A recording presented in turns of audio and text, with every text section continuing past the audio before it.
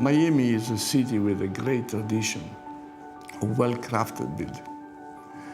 And one of the privileges to the building in Miami is to be part of that tradition. But one thing is for sure, it's a very passionate project. The place is fantastic, the community is great, the job is great. I think North Beach has a huge opportunity. Having 500 feet along this 35-acre park and having 300 feet along the Atlantic Ocean, for us it was an amazing opportunity, and I think it was something we could never pass up. I was there a few months ago. I was sitting on the beach. When you sit on the beach, you're in the middle of nowhere.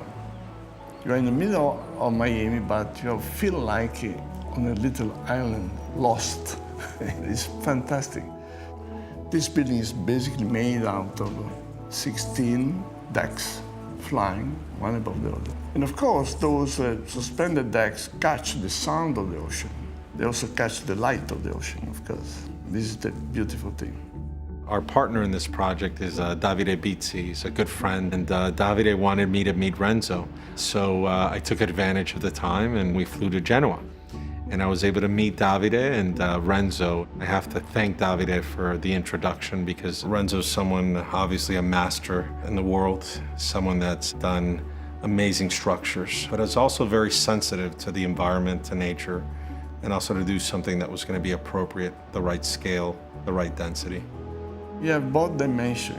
You have the dimension of nature, you have Calling Avenue, you have street, you have activity, and in between you have a park. And we are flying above that park. We love bringing architects from all over the world to come to Miami. You know, our job is to give them kind of the roots. Today, it's all about design, differentiating yourself from all the other buildings. But the team that's been put together by Bizzi and David Martin on the design side is a world-class team, #1 in every category. The project is a very beautiful project because it is a building surrounded by green. At the southern part there is a larger park. People walk in the garden, there's a path system. So it has a sort of orchard, pure nature potential as well. Westate and Renzo created this private park, which is around 1.5 acres to the north of the building. So in essence, you have a private park to the north and a public park to the south. So for me, how this forest from public to private and how it's connected through the lobby of the building is something very special that I think is unique in Miami. I believe when you combine great architecture with astonishing landscape design, the achievements are unique. Sometimes, it's not always the case, but a good design is almost no design. Here, the context was really the center point. What we try to do is to go to the essential. You are part of the landscape. How can we be more and more in relation with the outside? The materiality of the project was inspired by elements we find locally, simply designed, looking for almost kind of purity. Craftsmanship is one of the essential qualities of architecture. Because, you know, the quality of architecture, of course, is about poetry, is about the beauty, but it's also about construction. A good building is also well done.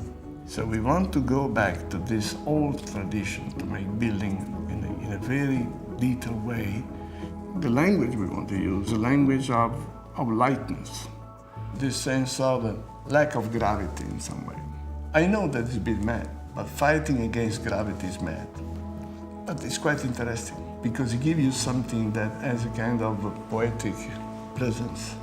It's not arrogant, it's not possessive, it's not selfish. It's something that is more open.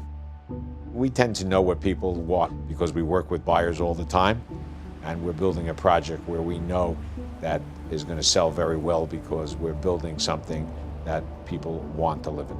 I don't think I've ever seen a building that had terraces as a proportion to the building as large. The living space in this building is a combination of interior space and exterior space.